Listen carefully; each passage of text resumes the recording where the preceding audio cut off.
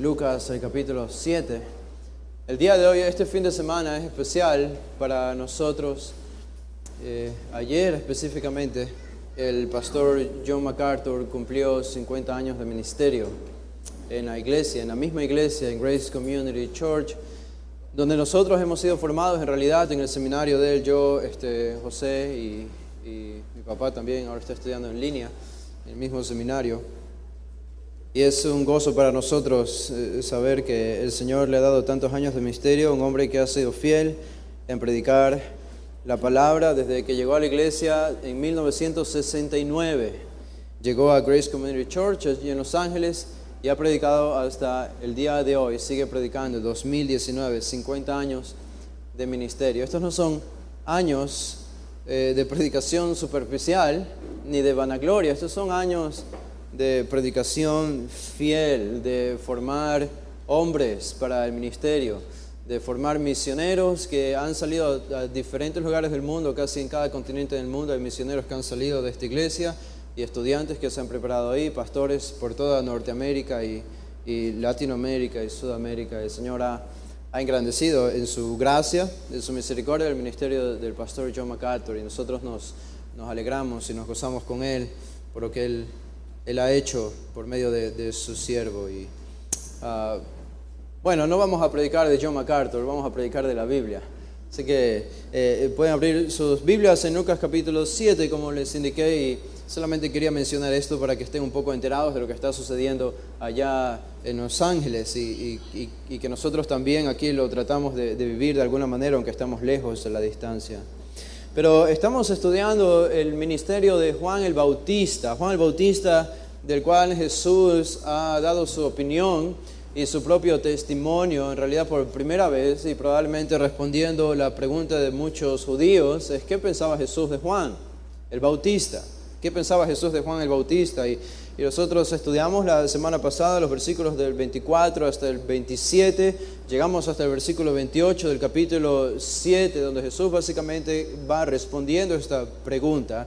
Y después del punto flaco y débil en el cual lo encontramos a Juan lleno de dudas en la cárcel del palacio de Herodes Antipas, y también encarcelado por sus propias dudas, y enviando a estos dos discípulos a preguntar a Jesús si realmente él era el Mesías, el que había de venir, o debían esperar a otro. Este fue el punto bajo de Juan, pero Jesús se encarga, una vez que se fueron estos dos discípulos con nuevos bríos y energías, a contarle a Juan que si realmente Jesús era el Mesías. Jesús comenzó a hablar acerca de Juan a la gente, no a sus discípulos, no a los discípulos de Juan, ya se habían ido. Él esperó estratégicamente que los discípulos de Juan se vayan para comenzar a hablar acerca de Juan a las personas que estaban alrededor de él, desde el versículo 24 en adelante. Y todo lo que tiene Jesús para Juan son palabras de encomio, de enaltecimiento, de honra. Jesús eleva el carácter, la persona y el ministerio, la predicación de Juan el Bautista más que a ningún otro personaje, porque de hecho leímos el versículo 28, la primera parte del versículo 28, y ustedes recuerdan, este versículo 28 de hecho es el que nos va a ocupar nuestra mente, nuestro tiempo el día de hoy. Dice, os digo, dice Jesús, que entre los nacidos de mujeres no hay mayor profeta que Juan el Bautista. Les decía yo la semana pasada que hay manuscritos antiguos que no incluyen la palabra profeta y simplemente dicen no hay mayor que Juan el Bautista. Hablando de una manera mucho más general, no hay hombre que haya nacido entre mujeres mayor que Juan el Bautista. Y eso obviamente cautiva nuestra atención y hace que pensemos y meditemos en qué es lo que hizo que Jesús diga estas palabras acerca de Juan. ¿Qué es lo que hizo Juan que no hicieron otros personajes del Antiguo Testamento? Y que Jesús consideró que él era más grande, superior a todos ellos. Esto seguramente hizo pensar a las personas que estaban allí. Y de lo que Jesús habla es de grandeza, es la palabra que utiliza aquí en el versículo 28.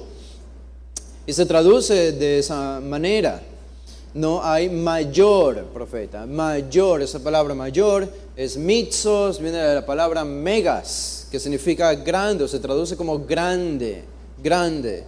Y cuando nosotros hablamos de grandeza, nosotros tenemos que hacer un contraste, una diferenciación entre la grandeza del mundo y la grandeza de Dios. No está mal ser grande. La Biblia no prohíbe llegar a la grandeza. Todo depende de cómo nosotros concebimos lo que es la grandeza. Ahora hay una grandeza que es mundana y Jesús la prohíbe. La Biblia la desecha. Y la Biblia dice que ese tipo de grandeza es visto como con menosprecio por Dios, como un pecado. Y cuando pensamos en la grandeza del mundo, podemos ver la grandeza del mundo simbolizada en algunas ciudades del tiempo antiguo que fueron consideradas grandes. Y en estas ciudades estaban todas las proezas de hombres, estaban todos los heroísmos de hombres, estaba todo el orgullo de los hombres y la arrogancia de los hombres, que como resultado surgieron estas ciudades. Y alguno de ustedes podrá recordar o haber escuchado alguna vez la ciudad llamada Constantinopla. La ciudad Constantinopla fue fundada por Constantino, el emperador romano, y la edificó y la construyó con el objetivo de que se convirtiese en la mayor ciudad del mundo antiguo conocido. Y de hecho en eso se convirtió Constantinopla.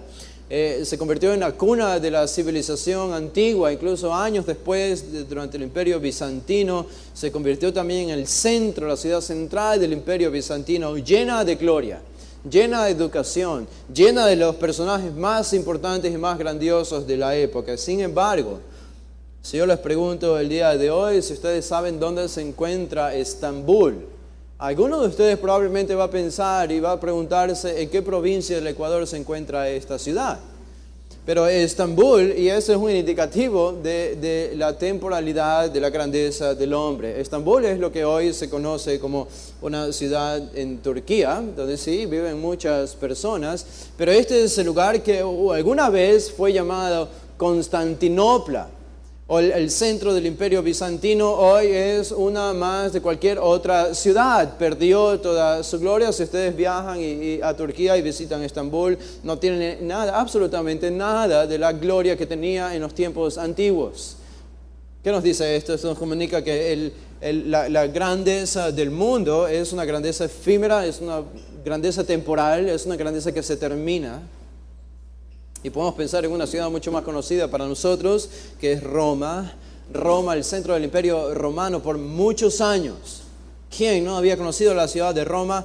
Todos aspiraban llegar a la ciudad de Roma y ver las grandes construcciones arquitectónicas de la ciudad de Roma.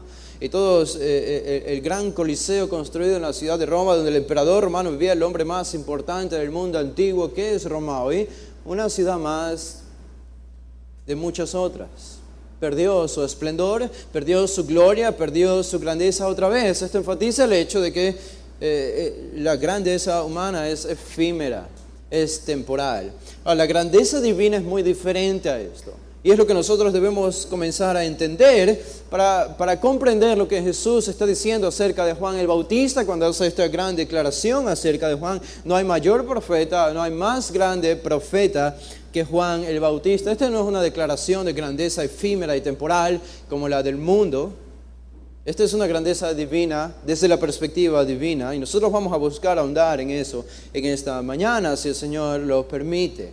¿Cuál es la verdadera grandeza? Como les decía, esta palabra mega eso significa literalmente una posición, como era utilizada esta palabra en el mundo secular, ocupar una posición del más alto y honrado rango, relativamente superior en importancia, es lo que significa la palabra mayor o mixon o megas. En el contexto de Lucas 7 es lo más prominente o extraordinario, es lo que está diciendo Jesús acerca de Juan. Este ha sido el hombre más prominente, este ha sido el hombre más extraordinario de todos los que han nacido de mujeres. Este no es el único versículo, de hecho, donde Jesús habló acerca de la grandeza humana. Él lidió con esta pregunta, porque recuerden que tenía Jesús 12 discípulos que le seguían. Y estos 12 discípulos no eran inmunes a la grandeza efímera y temporal. De hecho, cayeron en el error de querer llegar a la grandeza incluso por medio de Jesús. Ustedes se acuerdan la pregunta que le hicieron Juan y Jacobo, los dos hermanos, influenciados o ayudados también por su propia madre, como un medio de manipulación, cuando se acercaron a Jesús y le piden a Jesús: Señor, permítenos que nosotros estemos uno a tu izquierda y otro a tu derecha. Estos eran deseos de grandeza que ellos tenían. Querían ser superiores y se consideraban, el hecho que hagan esta pregunta a Jesús es porque Juan y Jacobo creían que eran mejores que los otros 10. Ellos creían que eran superiores y más grandes y mejores que los otros 10. Por eso los otros 10, que tampoco fueron inmunes, nos dice el Evangelio que se enojaron cuando se dieron cuenta que ellos hicieron esta pregunta a Jesús, porque ellos creían que eran superiores a ellos dos también. Ahora, noten ustedes noten cómo Jesús lidió con esta pregunta. En Lucas el capítulo 22, si van conmigo por un momento a Lucas el capítulo 22, el versículo 24, aquí hay una pregunta y Jesús, o una ocasión, mejor dicho, Jesús aprovecha esta ocasión para enseñar a sus discípulos acerca de la verdadera grandeza. Y dice el versículo 24, Lucas 22, 24, hubo también entre ellos una disputa sobre quién de ellos sería el mayor. Sus mentes estaban ocupadas, ¿no?, en el sacrificio de Cristo que vendría pronto, siendo humanos como eran y débiles y frágiles y en proceso de entrenamiento aún, estaban pensando en su propia grandeza. Jesús simplemente era un medio para lograr sus decisiones y sus deseos egoístas, ser los más importantes dentro del reino de Dios. Esto es lo que ellos deseaban y esto es lo que ellos querían, pero Jesús responde esta pregunta y les corrige en el versículo 25. Él les dijo: los reyes de las naciones se enseñorean de ellas y los que sobre ellas tienen autoridad son llamados bienhechores, mas no así vosotros, sino sea el mayor entre vosotros como el más joven, y el que dirige como el que sirve. Jesús no está prohibiendo necesariamente el deseo de grandeza o obtener la grandeza, pero lo que Jesús está corrigiendo a los discípulos es que el medio para ser considerado el hombre más grande de entre los otros es muy diferente al cual ellos estaban pensando y al cual el mundo piensa. En el versículo 26 lo hace muy claro. ¿Ustedes quieren ser los más grandes? Muy bien. Entonces deben volverse como el más joven. Si quieren ser los que dirigen, deben ser como el que sirve. Y el verso 27, porque ¿cuál es mayor? ¿El que se sienta a la mesa o el que sirve? No es el que se sienta a la mesa, mas yo estoy entre vosotros como el que sirve. Jesús mismo se pone como un ejemplo de lo que es la verdadera grandeza. Si queremos saber lo que es la verdadera grandeza, vemos a Jesús. Y Jesús, Él es el ejemplo perfecto de la verdadera grandeza. Siendo Dios, no escatimó ser igual a Dios como cosa alguna, sino que se despojó de su trono de gloria temporalmente para venir a vivir la vida de un siervo. Eso es grandeza. El mundo no llama a eso grandeza, el mundo llama a eso debilidad. El mundo llama a eso necedad. El mundo llama a eso fragilidad. Algo necio y algo tonto. Y Jesús llama a esto, esta es la verdadera grandeza en el reino de Dios. Hay una lección objetiva que Jesús dio a sus discípulos. Como les dije, Jesús lidió con esto de la grandeza porque tenía discípulos que tenían estas ínfulas de grandeza. Y encontramos estas ínfulas de grandeza en políticos de nuestra era moderna también incluso. Pero noten en el capítulo 9 de Lucas, el capítulo 9, el versículo 46 de nuevo, esto sucedió antes. Así que no fue una sola vez que ellos tuvieron problemas y discusiones acerca de ser el mayor o el más grande. En el versículo 46 de Lucas 9 dice: entonces entraron en discusión sobre quién de ellos sería el mayor. Otra vez, 2 veces, por lo menos registradas en los evangelios, tenemos esta discusión de los discípulos. Tenían una idea distorsionada acerca de la grandeza. Y Jesús, percibiendo, verso 47, los pensamientos de sus corazones, les dio un gran sermón acerca de la verdadera grandeza. No, pudo haberlo hecho, pero en lugar de esto eligió una lección objetiva muy vívida, una lección literalmente viva. Jesús encontró a un niño, probablemente el niño que estaba más cerca de él, lo agarró, lo puso frente a sí y frente a los discípulos. Es lo que nos dice el versículo 47. Tomó a un niño y lo puso junto a sí y les dijo: cualquiera que reciba a este niño en mi nombre, a mí me recibe. Y cualquiera que me recibe a mí, recibe al que me envió. Porque el que es más pequeño entre todos vosotros, ese es el más grande. El megas. Ese es el más grande. ¿Quién? El que es más pequeño entre todos vosotros. En otras palabras, el que se vuelve como un niño. Esto va diametralmente opuesto a la idea natural que todos tenemos acerca de lo que es la grandeza. Nuestra carne nos lleva a la idea contraria de lo que Jesús está presentando aquí. Y queremos ser los más grandes, queremos ser los superiores y los más importantes. Y Jesús dice, no, esta es una idea distorsionada. Ustedes tienen que volverse como un niño. Nosotros nos preguntamos, ¿cómo es un niño? ¿Cómo es un niño? Un niño es dependiente, un niño es vulnerable. Un niño ni siquiera sabe lo que necesita. Un niño depende de sus padres para todo. Y esto se me hizo muy real justamente ayer en la noche, que mi hijo Sebastián se enfermó con una infección en la garganta, lo tuvimos que llevar al doctor. Gracias a Dios está estable, pero viéndolo sufrir con su respiración en la garganta, teniendo 3 años, uno piensa, él no tiene idea de lo que está pasando. Él no tiene absolutamente nada de idea. Él es imposible que sea capaz de cuidarse a sí mismo. Depende completamente de nosotros. Esta es la razón por la que lo llevamos al doctor y hacemos todos los arreglos necesarios para que él pueda recuperarse. No podemos hacer nada siendo niños. Tenemos que depender de Dios. Es decir, reconocemos nuestra vulnerabilidad. Soy vulnerable. No puedo cuidarme a mí mismo. No soy capaz de cuidarme a mí mismo. Esto es lo que significa ser un niño. Y Jesús dice, espiritualmente, si quieres ser más grande, tienes que reconocer primero esta realidad. Esta fue una gran lección para los discípulos. Seguro ellos entendieron, seguro Pedro entendió, seguro Juan entendió, porque vemos sus ministerios en Hechos. Y ellos enseñaron también acerca de la verdadera grandeza, el verdadero servicio. Esto tiene resonancia con el Antiguo Testamento, y lo que el Antiguo Testamento nos muestra también acerca de la verdadera grandeza, donde vemos personajes que fueron llamados grandes en el Antiguo Testamento, pero no por las proezas necesariamente que realizaron, sino por la humildad que los caracterizó. Y encontramos a José en el Antiguo Testamento, el menor, el segundo menor de todos los 12 hermanos, hijos de Jacob. En Génesis 41:40 se dice acerca de él, el faraón le dice a José, solamente en el trono seré yo mayor que tú. Y utiliza la misma palabra, mayor, megas, pero en el hebreo que es gadol, es la misma palabra. Solamente yo soy mayor que tú, pero tú después de mí eres el mayor de todos en todo el reino de Egipto. José estuvo lleno de grandeza, lleno de gloria, lleno de honra. Tenía esclavos y siervos alrededor. Este era José. Y cuando pensamos en la vida de José y cómo llegó allí, vemos a un hombre humilde. Vemos a un hombre que sufrió injustamente de parte de sus hermanos, que fue paciente, que esperó en el Señor, que no reprochó a sus hermanos, sino que los perdonó. La humildad fue engrandecida por Dios. Ustedes se acuerdan de Efraín, la tribu de Efraín. Ustedes se acuerdan cuando Jacob estaba justo antes de morir, cuando había llegado a Egipto. Y la práctica oriental antigua era que el padre daba sus bendiciones a sus hijos. Y la práctica era que siempre el primogénito era el que recibía la bendición más importante, la bendición preponderante y principal, porque era el primogénito. Y los otros eran secundarios. Y estaba Jacob sentado y José le lleva a sus 2 hijos, Efraín y Manasés, a Jacob.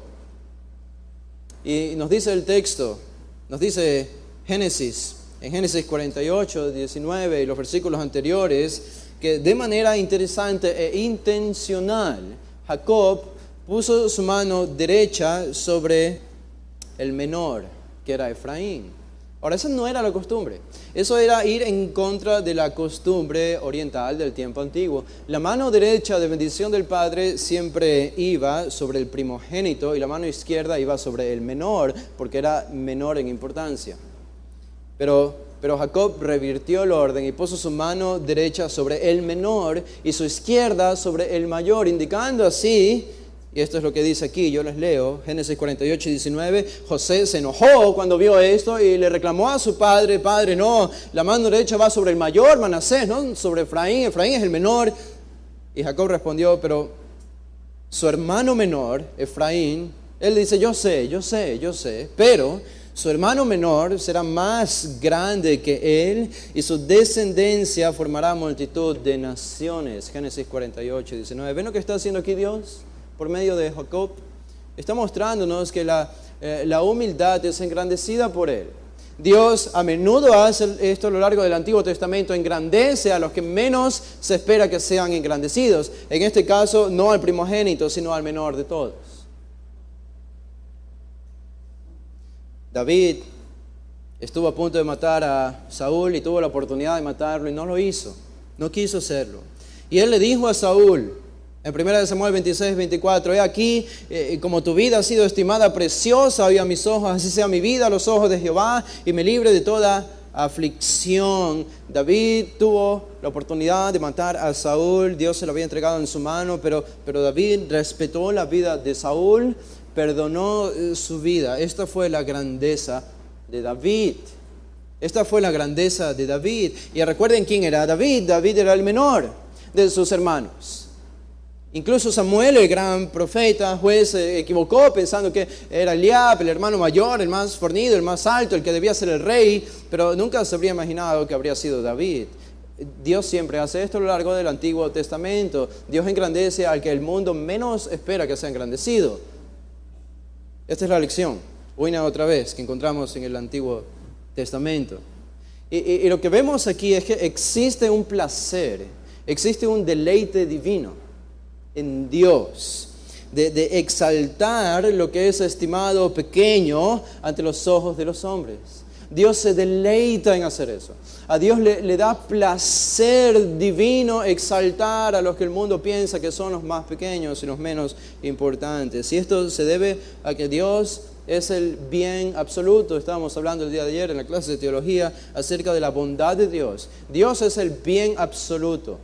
Él es el que define todo lo que es bueno. Y como tal, si Él es infinitamente bueno y perfectamente bueno, Dios no puede satisfacerse en nada que no sea Él mismo. Yo no puedo satisfacer a Dios. Tú no puedes satisfacer a Dios. ¿En realidad crees que puedes satisfacer a Dios? ¿Dios puede encontrar algo bueno en ti que Él pueda satisfacerse? No. Dios únicamente puede satisfacerse en sí mismo, en Él mismo, porque Él es la fuente de la bondad. Él es la bondad absoluta, el bien absoluto. Pero, sin embargo, cuando Él decide poner algo de Él en nosotros, entonces Él puede satisfacerse en nosotros. Pero no porque eso depende o pertenece a nosotros, sino porque nos ha dado algo de Él.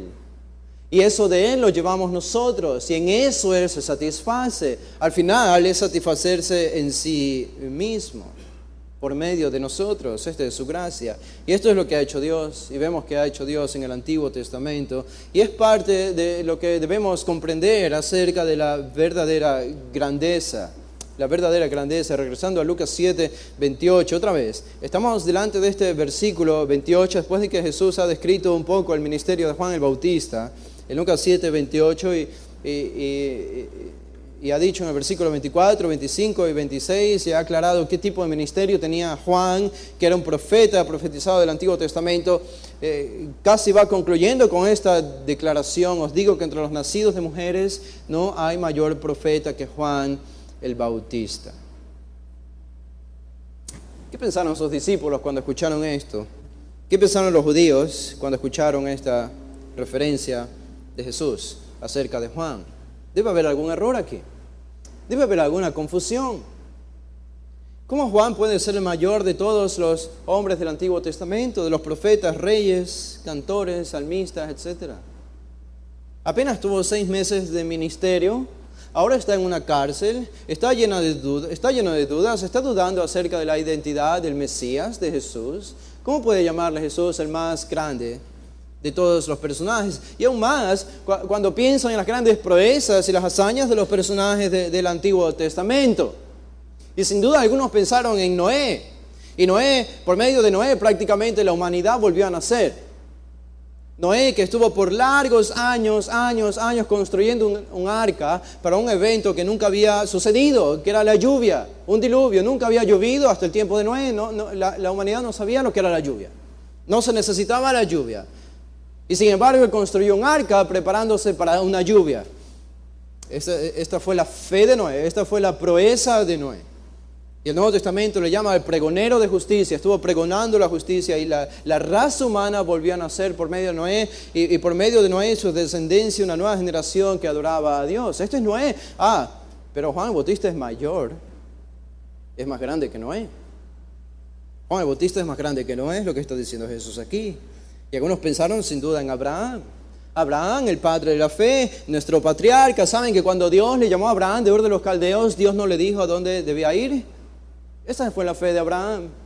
Dios no le dijo que iba a ir a la tierra de Canaán, a cierta ciudad específica. Él no sabía dónde iba a reposar, dónde iba a descansar. Simplemente salió en el camino cuando Dios lo llamó. Abraham que fue el amigo de Dios, llamado el amigo de Dios. Abraham que conversó con Dios frente a frente. Abraham que estuvo dispuesto a sacrificar a su propio hijo por obediencia en fe a Dios. Este es el padre de la fe, este es Abraham, el gran patriarca. Pero Juan el Bautista es más grande que Abraham. Y Moisés, algunos seguramente habrán pensado en Moisés, el dador de la ley, abandonó las riquezas y los privilegios de Egipto, abandonó la comunidad de ser junto a Faraón los que gobernaran Egipto, y en lugar de esto decidió ser identificado con el pueblo oprimido, no con el pueblo que oprimía.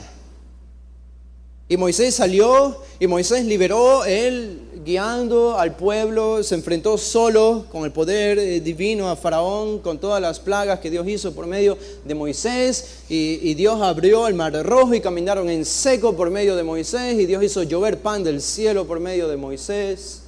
Y Dios hizo que Moisés suba al monte para recibir las tablas de la ley. Y Moisés habló cara a cara con Dios, nos dice el Antiguo Testamento. Y Moisés vio parte de la gloria de Dios en Éxodo 34.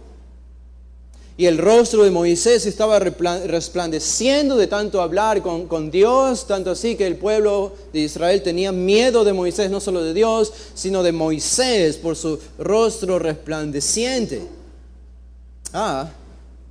Pero Juan el Bautista fue más grande que Moisés. Esto simplemente se vuelve más interesante porque pensamos en Josué, quien conquistó la tierra de Canaán, venció a reyes, ejércitos, prácticamente con un ejército paupérrimo como el israelita, que no tenían experiencia en batalla, habían vagado por el desierto 40 años, sin experiencia, sin fuerza. Y liderados por Josué, conquistaron todas estas ciudades. Conquistó Jericó de una manera milagrosa, rodeándola por 7 días y los muros se destruyeron. Conquistó la ciudad de Ai, a los amorreos, a la coalición de muchos reyes. El libro de Josué nos dice que él derrotó a 31 reyes. O sea, Josué derrotó a 31 ejércitos. 31 ciudades que seguramente eran más fuertes que el ejército que él tenía. Pero Juan el Bautista fue más grande que Josué. Y podemos pensar en Samuel, el gran juez, profeta y juez, el llamado fiel profeta de Jehová. Dios no dejó caer ninguna de las palabras de Samuel en el tiempo antiguo. Ante su intercesión los israelitas vencieron a los filisteos. Ante su oración Dios del cielo hizo llover e hizo caer truenos del cielo ante la petición de Samuel. Este fue Samuel, pero Juan el Bautista fue superior, fue más grande que Samuel. Y Daniel, con su integridad inquebrantable, sus grandes dotes de administración, tuvo los más grandes altos rangos en los imperios más importantes del mundo, de Babilonia y Persia, y por medio de él, Dios reveló lo que va a suceder al final de los tiempos. Él fue llamado muy amado por Dios. Y podemos pensar en Elías y Eliseo y todos los prodigios que hicieron Elías y Eliseo, y en el propio David, el mejor rey que ha tenido Israel hasta ahora. David, por quien se hizo la promesa del advenimiento del Mesías, y nada más por medio de David se dijo que como un rey como David, Dios traería, hablando del Mesías. Esto no es poca cosa. Que te usen como referencia para la futura venida del Mesías no es poca cosa, al contrario. Esto habla de la grandeza de David, del rey David. Por medio de él Dios reveló su palabra, muchos salmos. Pero Juan el Bautista fue más grande que David.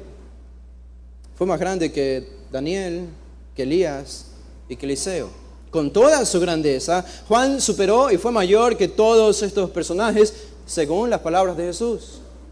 Y esto hace que nos preguntemos de nuevo, entonces, ¿en qué consiste la grandeza de Juan que lo hizo tan grande? ¿En qué consiste su grandeza?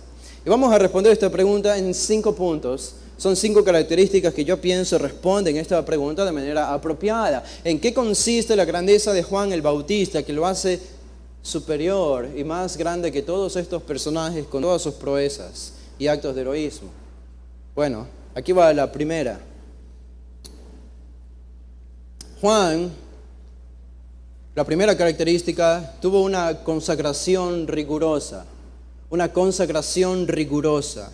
Vemos la vida de Juan el Bautista y como leíamos en el capítulo 7 de la semana pasada de Lucas, Jesús habló un poco de esto, ya lo vimos, cuando él hace la pregunta en el versículo 24, ¿qué salisteis a ver el desierto? ¿Una caña sacudida por el viento? ¿Mas qué salisteis a ver? ¿A un hombre cubierto de vestiduras delicadas? No, claro que no.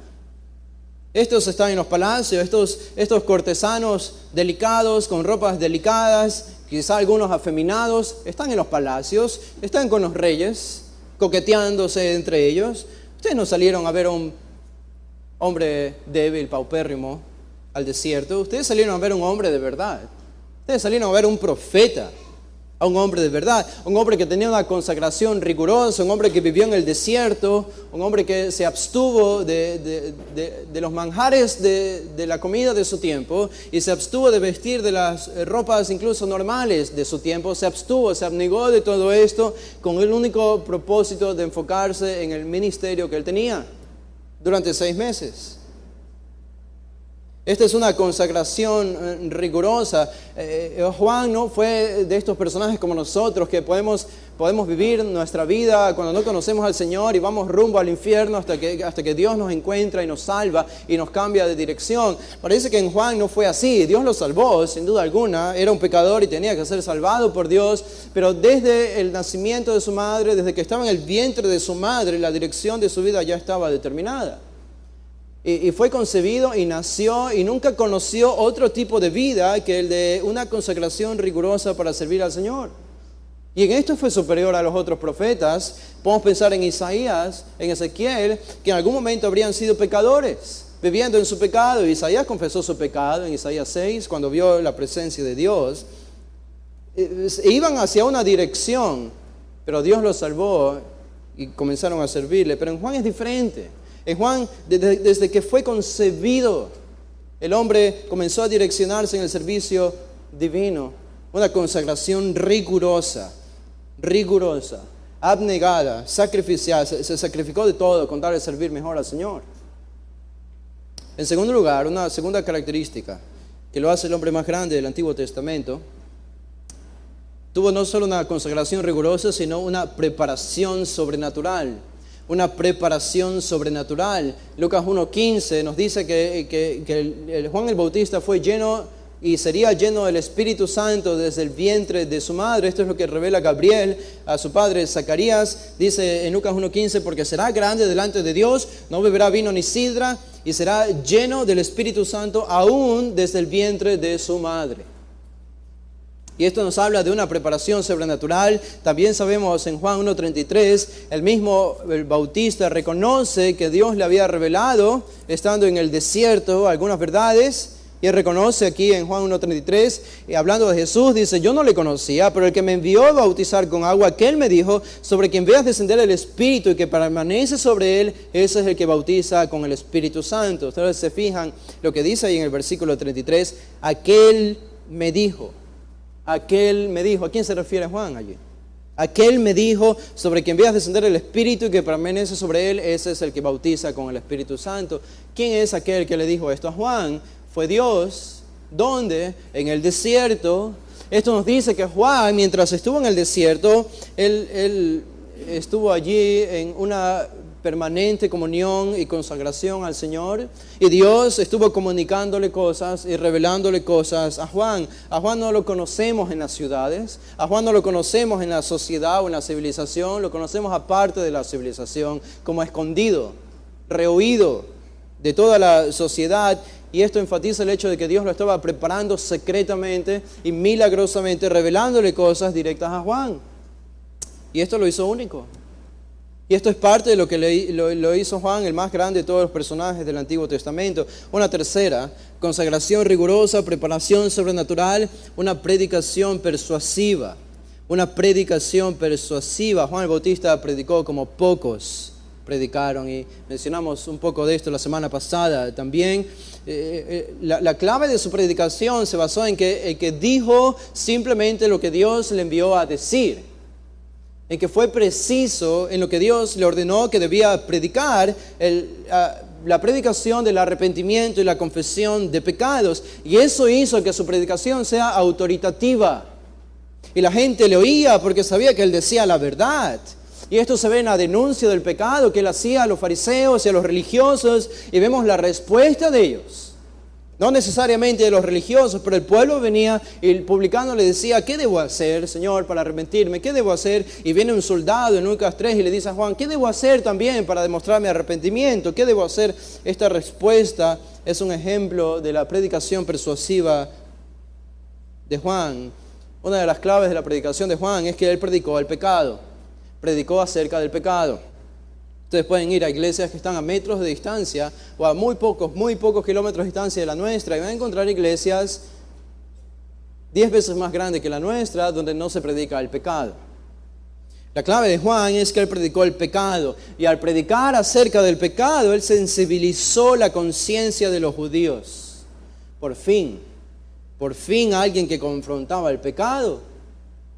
Por fin alguien que decía la verdad sin temor. A diferencia de los predicadores de su época, en Juan no vas a encontrar el típico predicador que te dice lo que quieres escuchar, o que carcome simplemente tus oídos para hacerte sentir bien y dejarte con un mensaje motivacional. Al contrario, él buscaba con su predicación llevarte a la presencia de Dios, mostrarte la maldad de tu pecado y darte la esperanza del arrepentimiento por medio de la confesión de pecados. Esto era lo que la gente necesitaba, era lo que los judíos necesitaban, y Juan vino con ese mensaje, y esto lo hizo tan popular. Su predicación persuasiva es algo que lo hizo uno de los hombres más grandes, el hombre más grande del Antiguo Testamento. Una cuarta. Consagración rigurosa, preparación sobrenatural, predicación persuasiva. En cuarto lugar, una humildad extraordinaria. Una humildad extraordinaria. Este es quizá uno de los principales de todos. ¿Cómo sería tu vida? ¿Cómo responderías tú? ¿Qué pensarías de ti mismo si al leer el Antiguo Testamento ves que Dios ha hablado acerca de ti? Si al abrir las páginas de la palabra inspirada de Dios del Antiguo Testamento ves que Dios ha profetizado acerca de ti, de tu ministerio, de algo que vas a hacer. Oh, wow, claro que nos llenaríamos de orgullo. Dios ha hablado de mí. Yo soy un personaje único entre muchos. ¿De cuántos Dios ha predestinado y revelado abiertamente cómo será cierto personaje? Dios lo ha dicho de mí. ¿Saben? Esto es exactamente lo que Dios hizo con Juan el Bautista. Dios reveló en Isaías y en Malaquías, reveló el carácter de Juan y reveló el ministerio de Juan siglos antes de que él naciera. Juan literalmente podía sentarse en el desierto bajo una gran palmera, abrir las escrituras del Antiguo Testamento y leer lo que Dios, lo que Isaías y lo que Malaquías habían dicho acerca de él 7 siglos antes. Asombroso. Y aún así, cuando vinieron los judíos para preguntarle en Juan 1, ¿quién eres? ¿Quién eres tú? ¿Eres el Cristo? Él dijo, no. ¿Quién eres? ¿Eres Elías? Él dijo, no. ¿Quién eres? ¿Eres el profeta? Dijo, no. Entonces, ¿quién eres? Él respondió, citando Isaías, yo soy solo una voz. Yo soy solo una voz. Él era un profeta. Y su profecía y su ministerio había estado profetizado en el Antiguo Testamento. Pero aún así, él simplemente dijo, soy solo una voz. Soy una voz que clama en el desierto. No soy importante, en otras palabras. Esta es la humildad extraordinaria de Juan el Bautista. Él reconoció que no merecía realizar la labor más humillante de un esclavo, desatar la correa del calzado de su amo delante del Mesías. Esta es la humildad de Juan. Él confesó a los judíos, a sus discípulos, ser solamente el amigo del esposo. El amigo del esposo. Utilizando este lenguaje simbólico de una boda. Ustedes saben que el amigo del esposo en las fotos pasa desapercibido. Porque lo importante aquí es el novio y la novia. El esposo y la esposa. Ellos tienen todo el centro de atención en esta gran ceremonia que es el matrimonio y la boda. El amigo del esposo simplemente es importante temporalmente, pero luego su importancia desaparece y se desvanece. Y Juan dice, ese soy yo, yo soy el amigo del esposo. Y confesó en Juan 3:30 que él debía de crecer, que él debía menguar, que él debía desaparecer. Esta es una humildad extraordinaria y está en consonancia con todo lo que Dios ha dicho en la Biblia acerca de la humildad. ¿Se acuerdan? Cuando David dice en el Salmo 51:17 que Dios no quiere sacrificios que Él los podría hacer, sino que dice un espíritu quebrantado. Un espíritu quebrantado. A ese no despreciarás tú, oh Dios. No son sacrificios, es la humildad, es la humillación. Y esto se muestra en la propia pecaminosidad frente a un Dios santo, como Isaías, en Isaías 6:5, cuando vio la santidad de Dios, soy muerto porque he visto a Dios, al Dios de los ejércitos. Esta fue la experiencia de muchos reyes que nos mostraron lo que es la humillación delante de Dios en el Antiguo Testamento. Jesús demostró la humildad verdadera. Él dijo en Mateo 11:29, venid a mí que soy manso y humilde. Soy manso y humilde. Jesús confesó ser humilde. Jesús es la única persona, el único ser humano que puede decir que es humilde. Si alguno de nosotros decimos soy humilde, es porque no somos humildes, es porque somos orgullosos. Pero solamente Jesús pudo haber dicho eso de Él mismo, porque es Dios. Y Él predicó la necesidad de ser humildes. Dios muestra misericordia a los humildes, nos dice Santiago 4:6, no a los orgullosos. Los que no se preocupan por su prestigio personal, los que no andan elevando su propia reputación, sino al contrario, los que están dispuestos a perder su reputación con tal de enaltecer a Dios y al Evangelio. Estos son los humildes, enseña el Nuevo Testamento. A estos Dios exalta. ¿Se acuerdan el cántico de María, la madre de Jesús, en Lucas 1:52? Tú derribarás a los grandes de sus tronos y engrandecerás a los pequeños, a los destituidos. En 1 Pedro 5:6 también nos da la misma idea el apóstol Pedro. Dios exalta a los humildes. La humildad refleja entonces un carácter piadoso. El humilde merece honor ante los ojos de Dios y la humildad es siempre la postura apropiada ante Dios y otros. Si podemos dar una definición de humildad es verte a ti mismo como Dios te ve. Es verte a ti mismo como Dios te ve. Es verte a ti mismo a la luz de la santidad de Dios. Es verte y pensar de ti mismo a la luz de quién es Dios. Y solo hay una respuesta apropiada a eso. Ante la luz de lo que Dios es, nosotros no somos nada. Juan el Bautista se vio así. Y esto lo hizo el hombre más grande de todos los hombres que existieron en el Antiguo Testamento. Y una última, y pienso que es la más importante de todas. Esta creo que es la más importante. Una consagración rigurosa, una preparación sobrenatural, una predicación persuasiva, una humildad extraordinaria y por último, y la más importante de todas, porque todas enfatizan algo del carácter de Juan que no necesariamente carecieron otros personajes. Sin embargo, esta última es lo que lo caracteriza como un personaje único. Fue su inauguración mesiánica. La inauguración mesiánica. Juan el Bautista inauguró la era mesiánica. Esto, Isaías, Jeremías, Daniel, etcétera, pudieron haber sido humildes, pudieron haber predicado persuasivamente, pudieron haber tenido una preparación sobrenatural, una consagración rigurosa, sí, y una humildad extraordinaria como Juan, pero ninguno de ellos anunció la nueva era mesiánica, como lo hizo Juan. Y esto es lo que lo pone a Juan en un pedestal por encima de todos los personajes del Antiguo Testamento.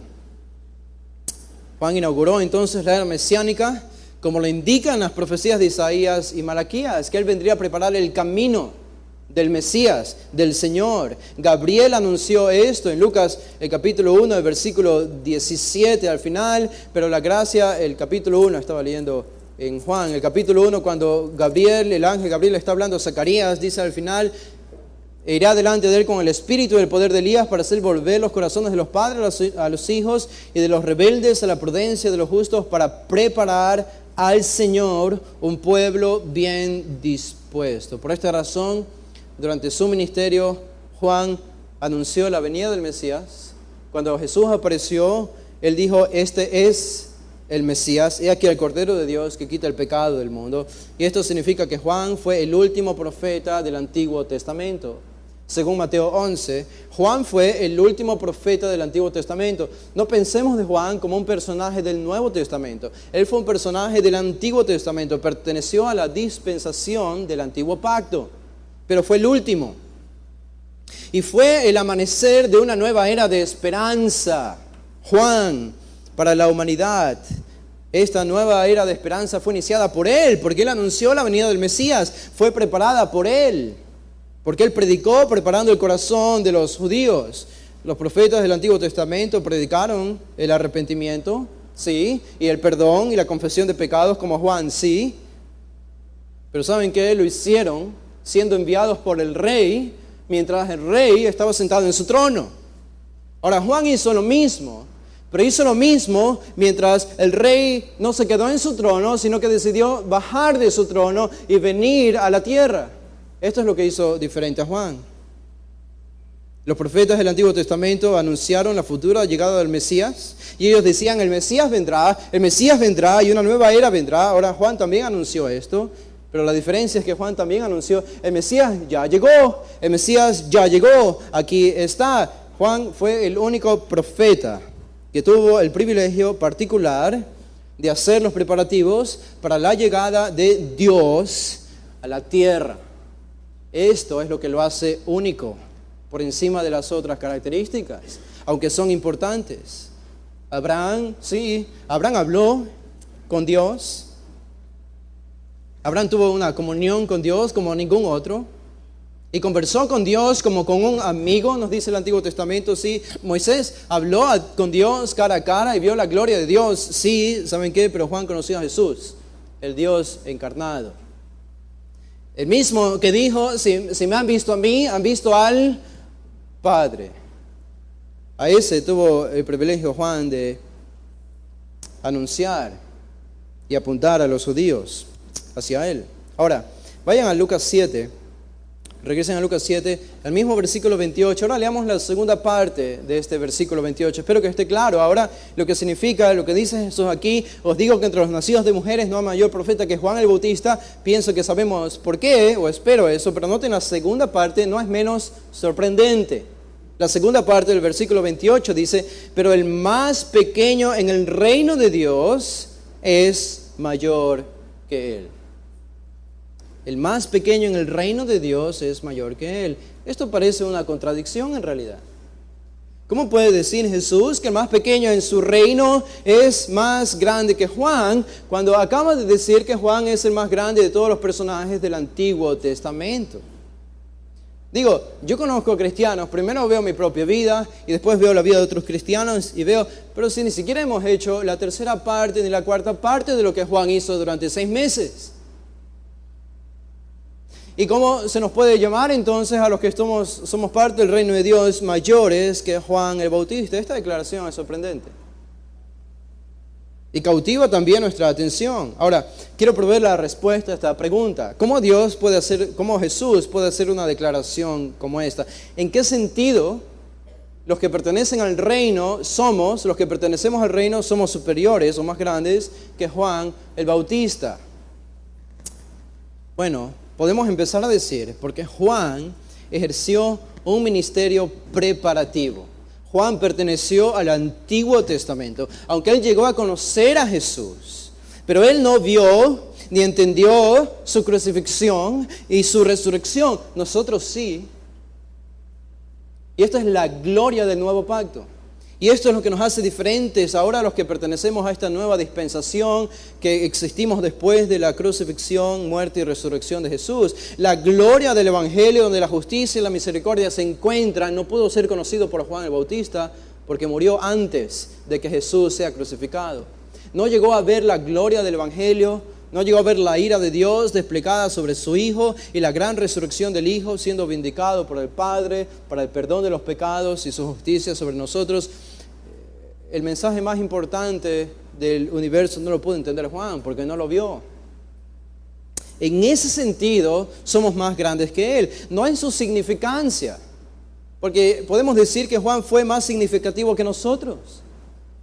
Él preparó la venida del Mesías, pero sí somos superiores a Él en comprensión, en que comprendemos algo que Él no pudo comprender. ¿A qué vino Jesús? ¿A qué vino Jesús? Él pensaba que Jesús venía inmediatamente a liberar al pueblo oprimido físicamente, a traer la gloria de Israel, a destruir a los enemigos. Ahora Jesús hará eso, pero Él no entendía acerca de la muerte y su gran sacrificio. Nosotros lo entendemos si estamos en el Evangelio, y esto nos hace nosotros superiores y más grandes que Juan. Juan no estuvo en Jerusalén en Hechos 2, cuando descendió el Espíritu Santo, en el Pentecostés. Juan no estuvo allí. Eso lo hace inferior, porque pertenece a la dispensación del antiguo pacto, del Antiguo Testamento. Juan, si ustedes quieren ver un texto muy interesante en 1 de Pedro, Juan perteneció a este grupo, en 1 de Pedro 1:10. Dice Pedro, 1 de Pedro 1:10, los profetas, hablando del Antiguo Testamento, que profetizaron de la gracia destinada a vosotros, inquirieron y diligentemente indagaron acerca de esta salvación, escudriñando qué persona y qué tiempo indicaba el Espíritu de Cristo que estaba en ellos, el cual anunciaba de antemano los sufrimientos de Cristo y las glorias que vendrían tras ellos. En otras palabras, a ellos se les anunció la venida del Mesías desde Génesis 3, pero no entendían muchas cosas acerca de la venida del Mesías. Y saben que Juan está dentro de este grupo.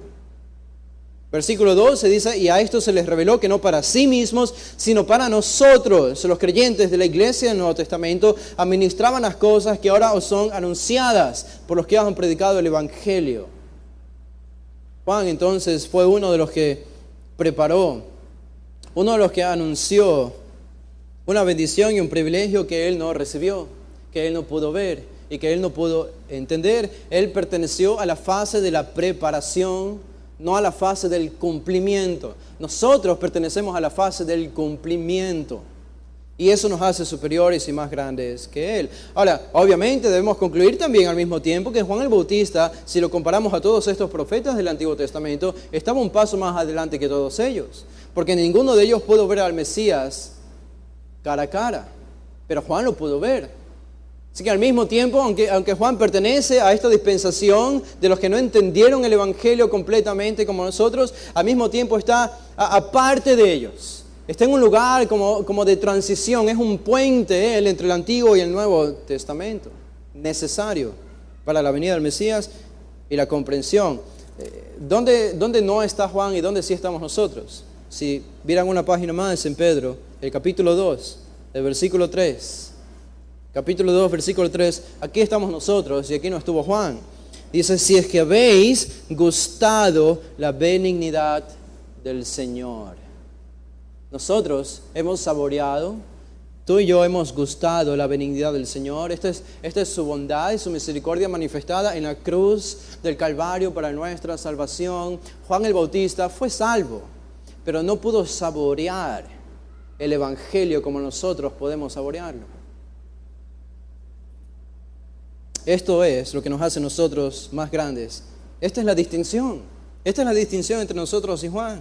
Esta declaración, debemos entender, esta declaración de Jesús no tiene la intención de minimizar la importancia de Juan. Al contrario, cuando Jesús dice, el más pequeño en el reino de Dios es mayor que él, muchos pensarían que Jesús está minimizando el carácter y el ministerio de Juan. Al contrario, Jesús está aún enalteciéndolo más. Esta declaración entonces tiene la intención en realidad de acrecentar la importancia de los discípulos de Jesús, de los que pertenecemos a su reino, no de minimizar la importancia de Juan, sino acrecentar la importancia de los discípulos de Jesús por medio de la grandeza de Juan. Y esta es la conclusión. Si Juan es un personaje tan grande, el más grande de todo el Antiguo Testamento, y Jesús dice que nosotros que pertenecemos al reino somos más grandes que Él, esto dice mucho de nosotros. Esto dice que nosotros somos superiores entonces a todos los profetas del Antiguo Testamento, incluido Juan el Bautista, no por algo que tú y yo hayamos hecho, porque probablemente no lleguemos a ser ni la mitad de lo que ellos hicieron, ni ser tan significativos como ellos fueron, pero expresamente y únicamente porque tuvimos y tenemos el privilegio de gustar, entender y comprender las profundidades del Evangelio expresado en la cruz del Calvario. Entonces somos enaltecidos por medio de la grandeza de Juan el Bautista.